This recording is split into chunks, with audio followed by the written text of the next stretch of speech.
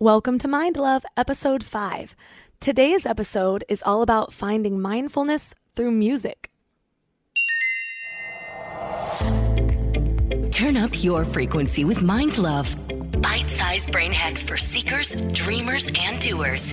It's time to give your mind a little love with your host, Melissa Monti. I love music, and thankfully studies show that music has powerful and visible effects on the brain. When we're listening to music, one of the first things that you can see is the release of dopamine, which gives us a nice little happiness boost.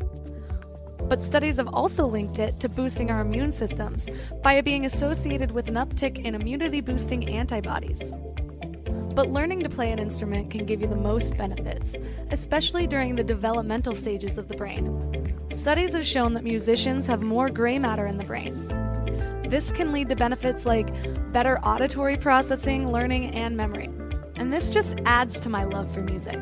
In my household, you will hear music playing all the time. Thankfully, we live in a time where music is so accessible. From SoundCloud to Spotify, we have all the music that we could want right at our fingertips.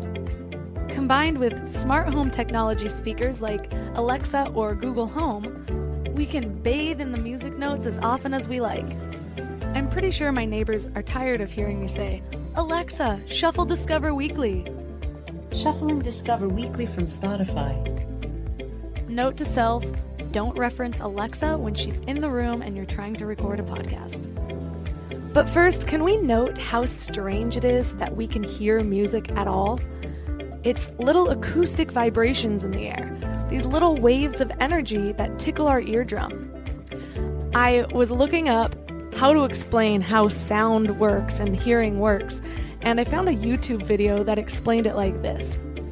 Somehow, by tickling our eardrum, it transmits energy down our hearing bone, which gets converted into a fluid impulse inside the cochlea, which then converts to an electrical signal in our auditory nerves that somehow wind up in our brains as a perception of a song.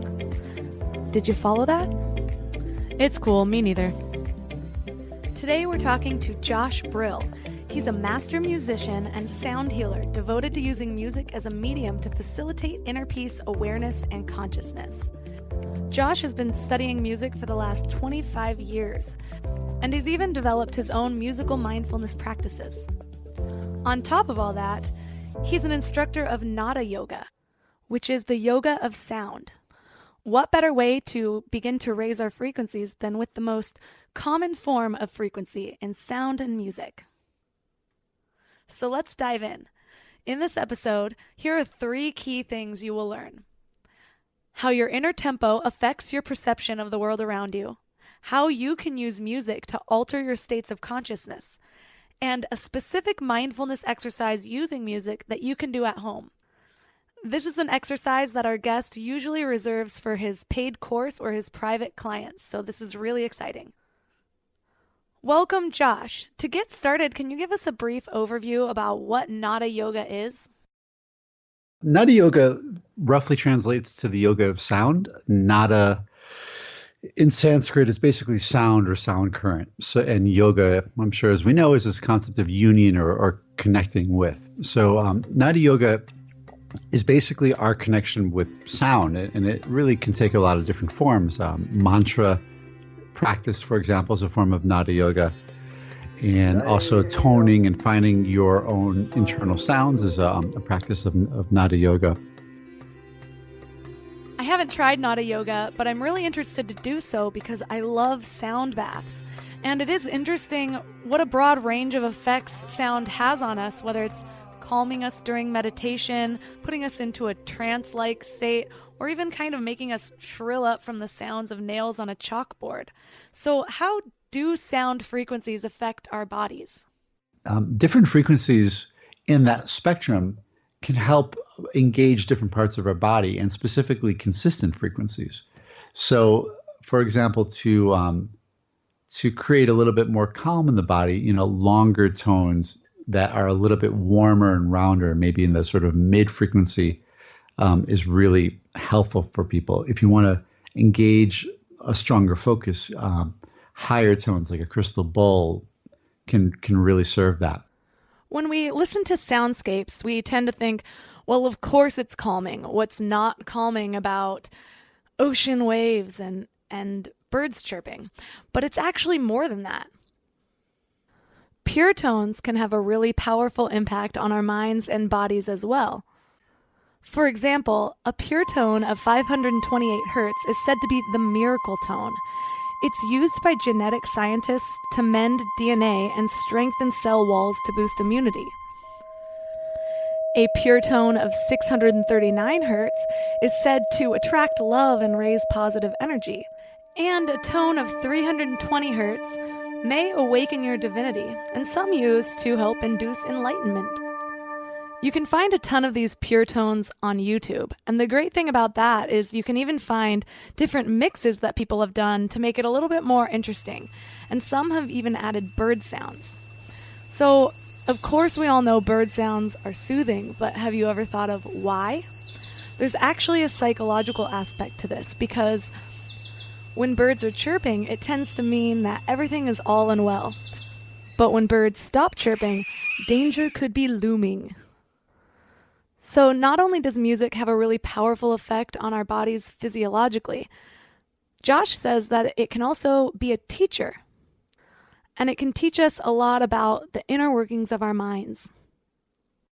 I think it's important to understand when I speak about music, oftentimes I'm considering music as this capital M music. It's a presence, it's an intelligence, it's something that really is beyond just sort of the entertainment that we interface with, but is this unique life force that is music.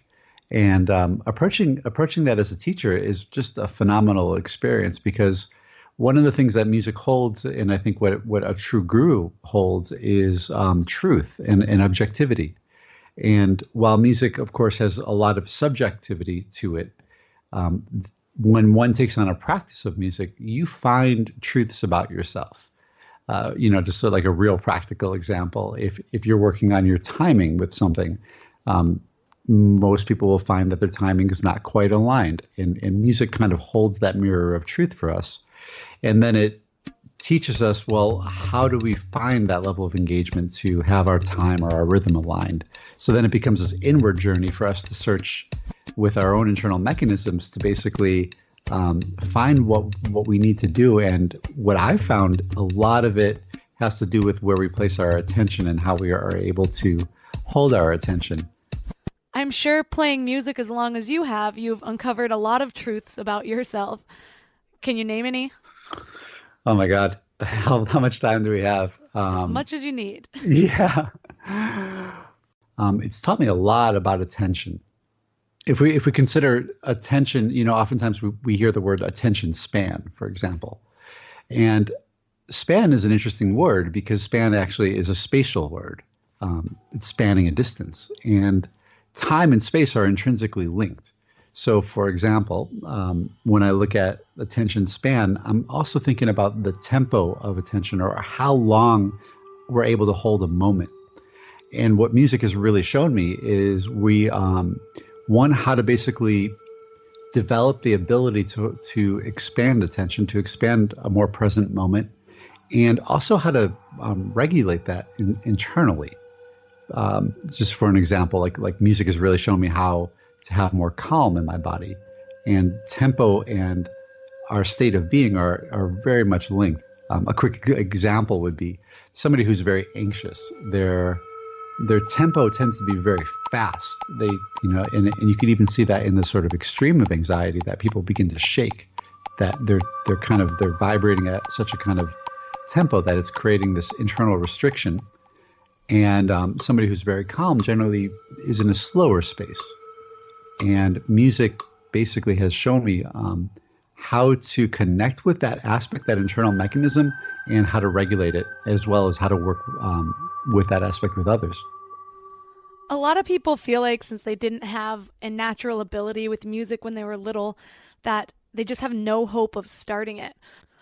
What do you have to say about that? And what's your story? How did you get into music in the first place? Yeah, it's been an interesting journey. I began playing guitar when I was 8, and I just had a calling to do it. And yeah, I definitely was not musically inclined. Some people are born or they develop a gift at a really early age where they have a great ear and a good sense of time and just a good sense of musicality. And I really, I don't feel I'm being humble here, but I wasn't one of those people. Music came quite difficult to me. Before we go deep today, I want to give you a little gift, and I want to give it to you every single day. It's called the Morning Mind Love. I know how life can be. You're all fired up after an inspiring episode, and then a new day or a new challenge comes at you, and it's just hard to keep up that energy. Well, the Morning Mind Love is kind of like an oracle from your higher self to help you start each day with a positive focus. Plus, when you sign up, you get 2 free gifts, a 30-minute binaural meditation and 30 days of journaling prompts to help you remember who you truly are. And it's all completely free. So join over 9,000 people and go to mindlove.com to sign up or text the word morning to 33777. You know what's funny? We spend so much time feeding our minds, reading books, listening to podcasts, learning new things, but then we grab whatever's convenient to feed our bodies. And I get it. Life is busy, and sometimes a drive-through feels like the only option. But that's why I take Field of Greens. It's a greens powder made with whole organic fruits and vegetables. No extracts, no lab-made stuff, and just 1 scoop a day gives you simple, real nutrition. Field of Greens feeds your body with fruits and vegetables medically chosen to support your heart, vital organs, and immune system. And let me tell you something. Since I started taking it, I've noticed these little changes that show me how nutrient depleted I must have been before, like the ridges in my nails, gone. My sleep, so much better. And my stomach just feels happy. You know that dreaded afternoon crash that has you reaching for more coffee or sugary snacks? Well, that's not happening for me anymore. When your body is actually nourished, it runs so much better. I've tried other greens powders before, but Field of Greens is genuinely different. The quality is next level and you can taste it. It's become my go-to, especially on those days when my eating isn't exactly Instagram worthy, because we all have those days, right? And here's the thing. They are so confident that you'll love it too, that they offer a 100% money-back guarantee. That's how much they believe in their product. So I got you 15% off your first order and free rush shipping. Visit fieldofgreens.com and use promo code MINDLOVE. That's promo code MINDLOVE at fieldofgreens.com. fieldofgreens.com. What kind of mindset did you need to have in order to keep going all of those years when it was coming difficult to you? It was actually what it turned out to be this wonderful gift, of course, because I feel like I really having that sort of obstacle or challenge, it allowed me to really learn what it's like to learn music and how to learn music and what's the most efficient ways. And I've always been really interested in optimization. And so my path with music has basically been like in my sort of younger years, it was like this puzzle of I know this thing is possible and I'm not quite getting it. So I just haven't found the solution yet. Yet. I like that. That's the key word. Studies show that music actually does affect the activity in our brain or our inner tempo or vibration, so to speak. So how does our inner vibration affect our perception of the world around us? Yeah, so this is like really hits to what I've been studying a lot and actually in more recent times really getting into the neuroscience of this. So I think like our tempo of perception is what I've been calling it, is really the crux of what's happening here. So if somebody's tempo of perception is faster, for example, they're going to perceive time in smaller bits of information. It's very similar to how a camera works with exposure rate. When we have a longer exposure, more data, more information is coming in. And when it's shorter, it captures little bursts of information. So you can imagine that somebody with a faster or a higher tempo of perception, their time is becoming a little bit more compressed. And therefore, things seem to take longer in that relative nature of time to them. A great example would be somebody who's very anxious, who's waiting in line. 5 minutes could feel like 20 to them. And conversely, when we begin to actually learn how to slow down our tempo, which is more associated with the calm state, we are actually experiencing a longer moment of time, a longer duration of that present moment. So time doesn't seem to have as much pressure on us, if that makes any sense. Of course, I'm looking at this like, how can I develop a new mini superpower out of this knowledge? But do you think it's possible to actually read people's personalities based on their musical tastes upon first meeting?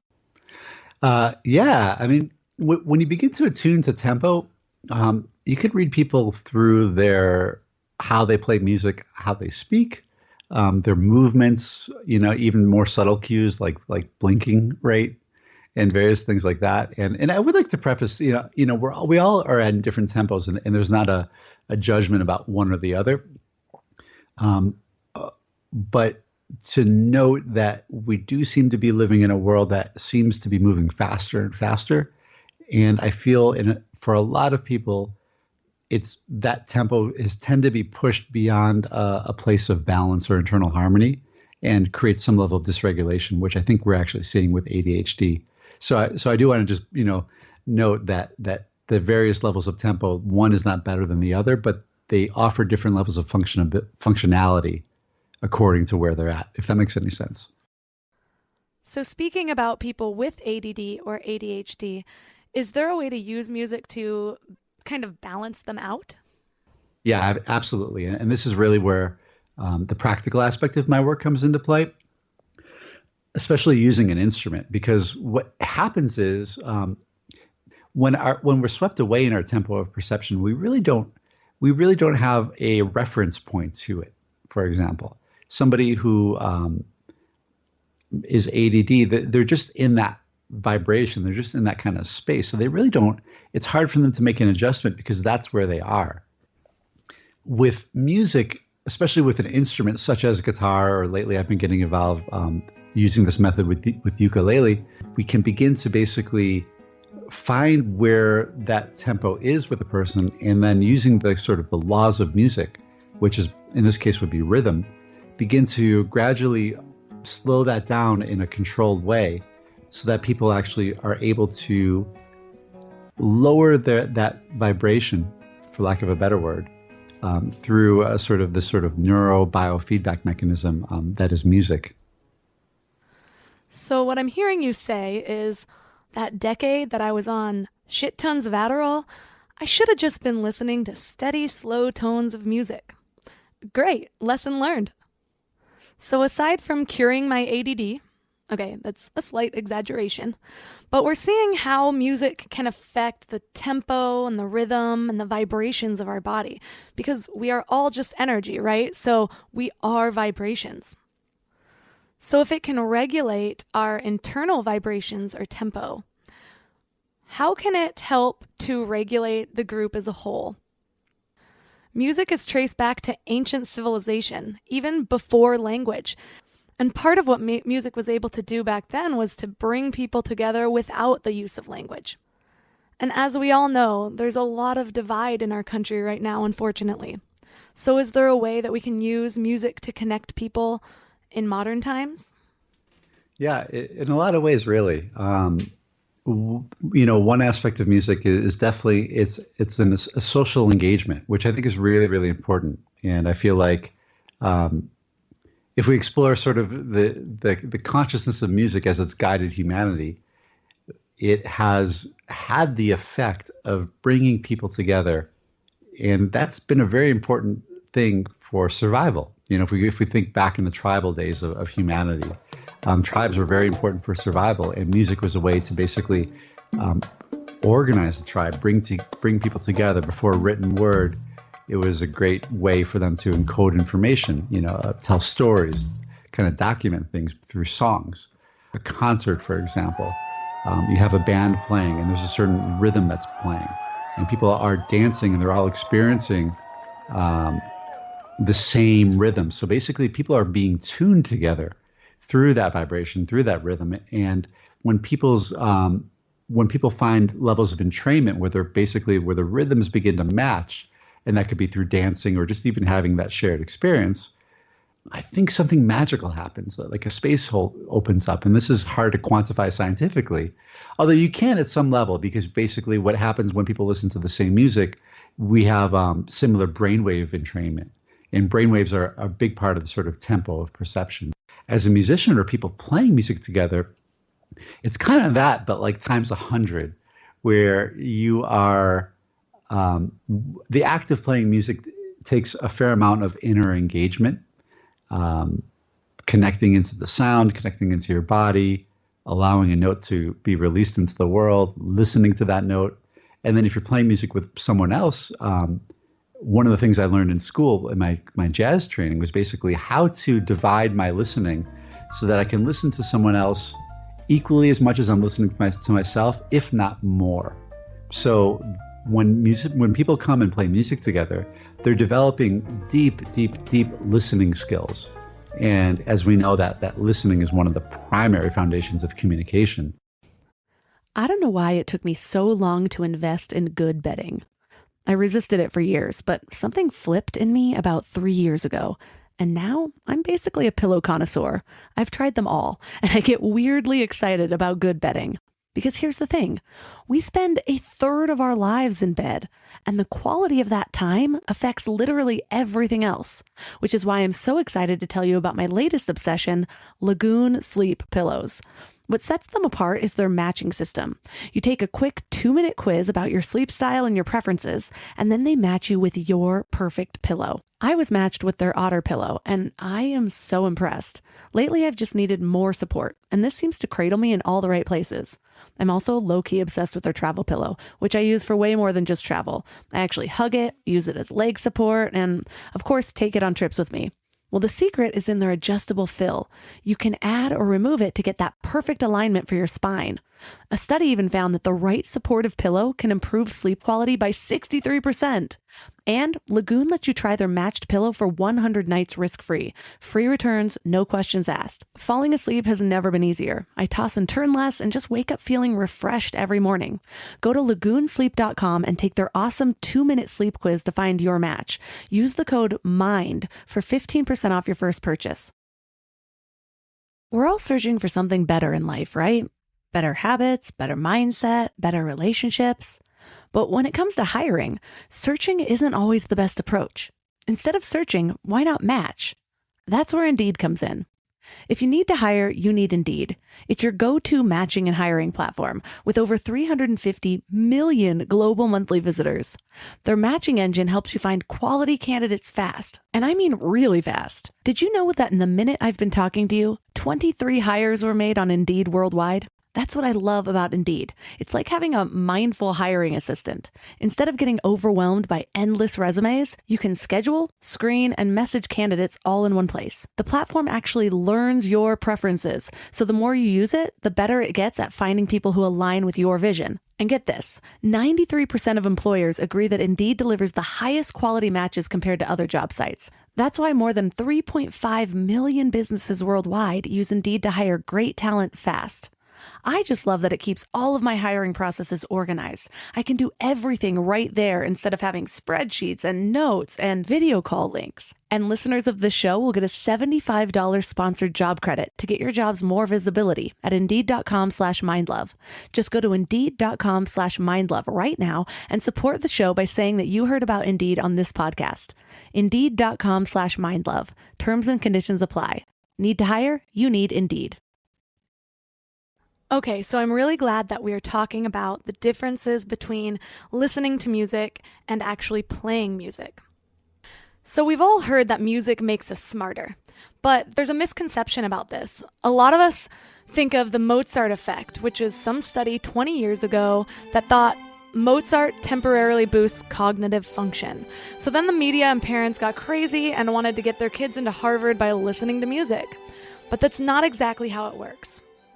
Listening to music passively doesn't actually make you smarter, but actively studying music does. Among a slew of benefits, it helps you process sounds better. And this can be helpful in a lot of different areas, including paying attention to things when other noise is going on, following and remembering conversations or things that you've heard, and learning language accents. Mandarin Chinese is a great example of this because if you change a tone in a word, it changes the entire meaning, from scold to horse to mother. But I mean, I guess the first and the last are kind of the same, depending on who your mom was. And if you're not already sold that music is the magical master of the universe, then hear this. According to Oliver Sacks, more of the brain is involved in perception and response to music than to language or anything else. That's pretty crazy. But it makes sense because when you think about it, music's an art form that we've been working on as a species for over 1,000 years. So it would only make sense that our brains have kind of evolved to take in more of this or to be affected by more of this, I guess. And I think that a lot of people think, well, I'm 30 years old. I've never learned music. Can I even start now? Is there hope? Because you hear a lot more about child prodigies and people that have been playing the piano since they were little and things like that. But there is hope. Tons of people have learned an instrument in the middle of their life or even towards the end. But I know starting something as daunting as an instrument can be kind of intimidating, especially later on in life. But I have a book that I'm going to link to in the show notes that I've heard great reviews from. It's by a guy named James Rhodes.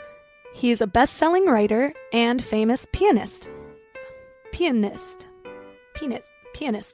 I've never liked that word, even though I am one. Anyways, he has a book that claims to teach anyone to play a difficult piece of music in less than 6 weeks, even with zero knowledge of music and having never touched a piano before. So there's that, and I'll link to it in the show notes.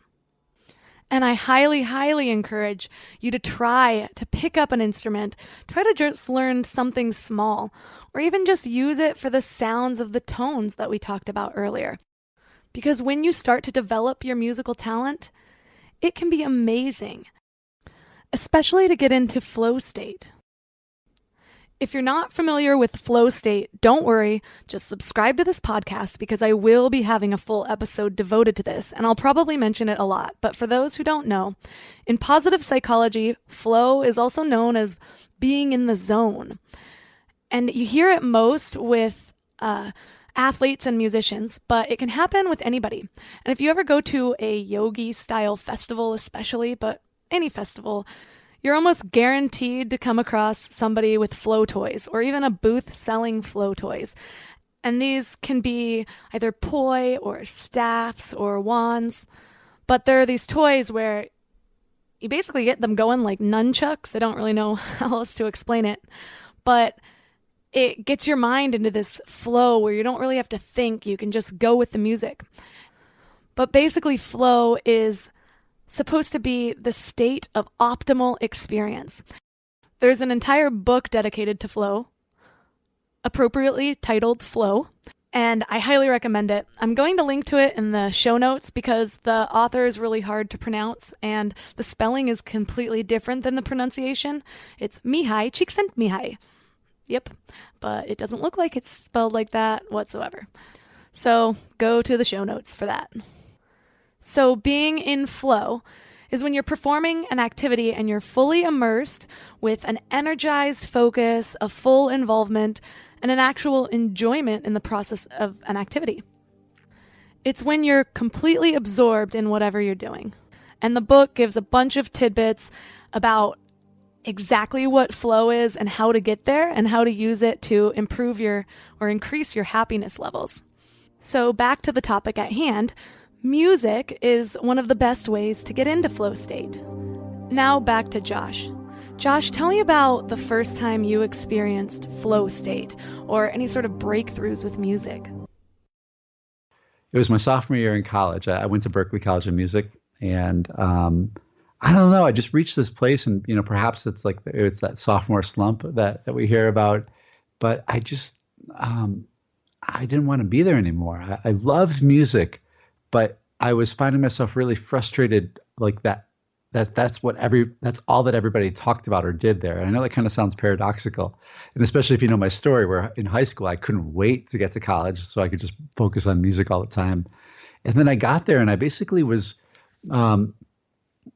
really understanding that music itself is only a part of the equation, and that I began getting really interested in philosophy and meditation at that age.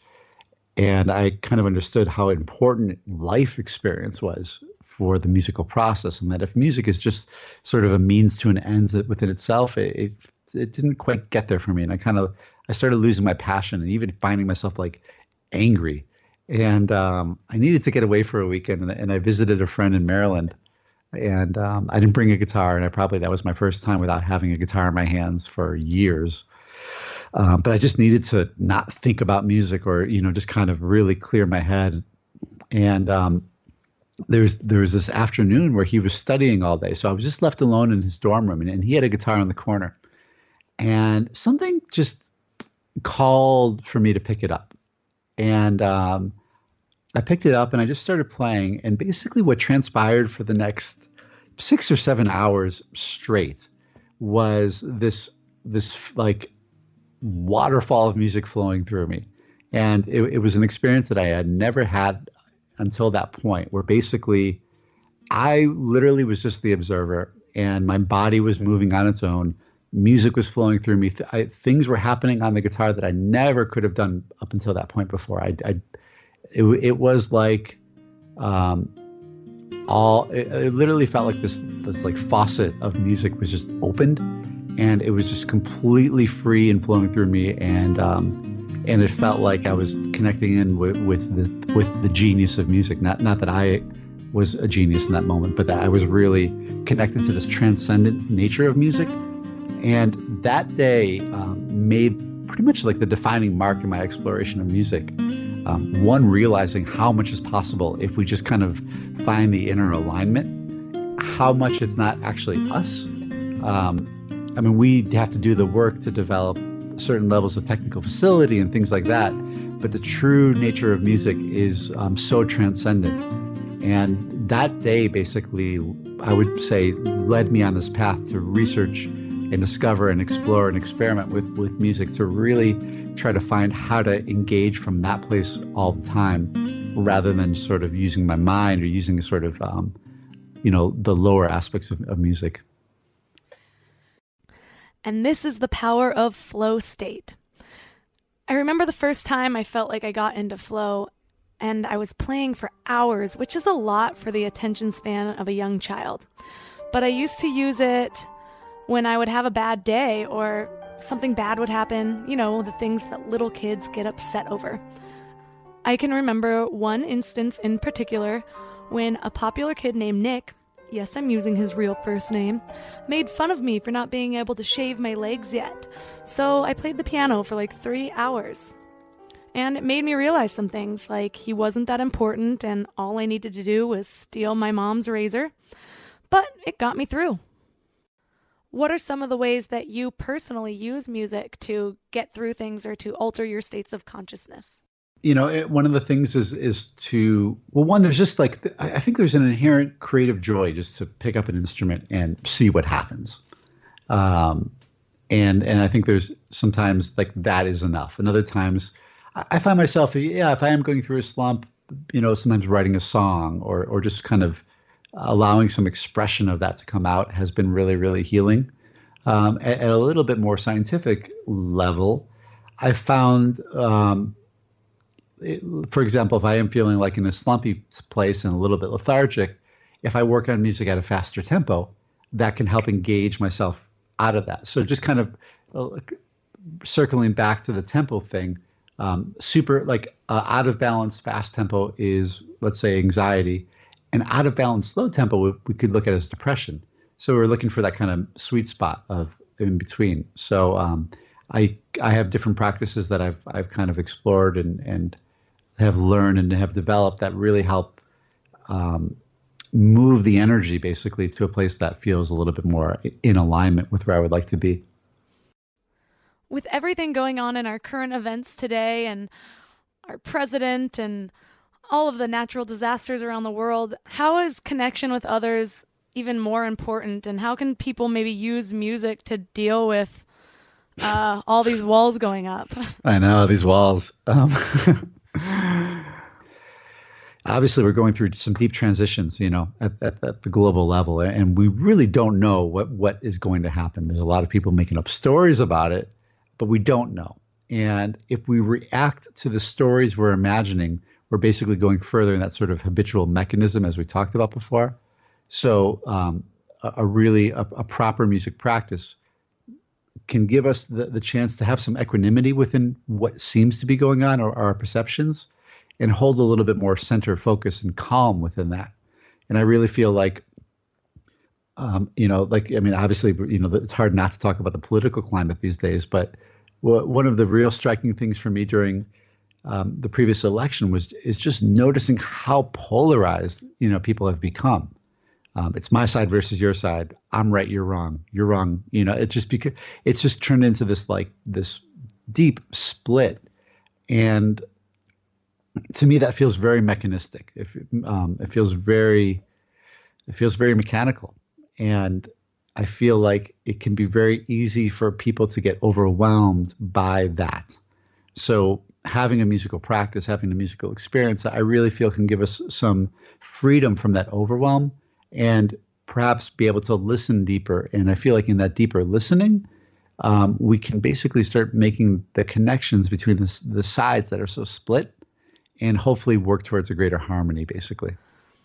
And that's a really good point, because it seems like somewhere along the way, we've forgotten how to just shut the hell up and just be and listen and hear. We have sounds coming at us from everywhere. Street noises, machine noises, phone alerts. So learning to listen is something worth cultivating. It's one of the reasons I was most excited to start this podcast, because I'm a talker, if you can't tell, and interviewing people is really teaching me to listen and to actively participate in listening. Of course, I'm the one that handles the editing, so I get to interject at any time, but still. So after 30 minutes of learning that music is everything, where do we start? Speaking to someone with zero musical experience at all, how would they start to use music for mindfulness in their daily lives? One of the first things is no matter what instrument they're playing, assuming an external instrument, for the voice becomes just a little bit more specific. But let's say guitar or ukulele or piano or something like this. One of the first things to do is basically, before you play a note, we'll use the guitar, for example.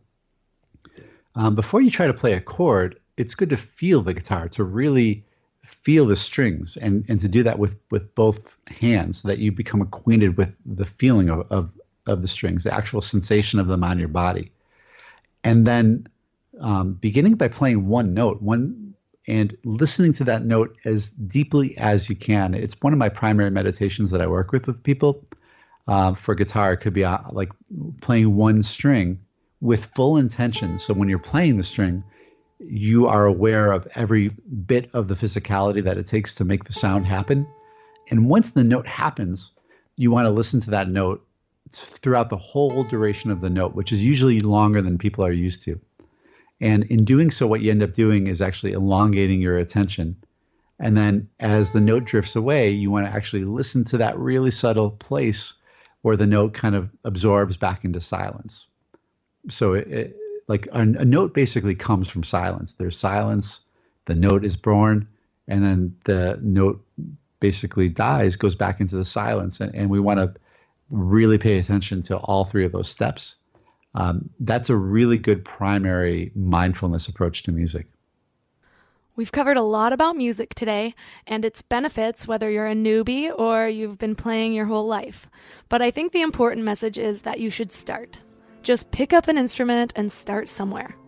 Because music isn't just pretty, it's passionate and it's fiery, and it's transformative.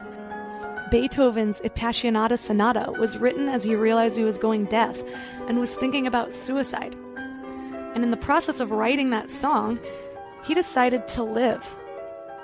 So definitely start somewhere.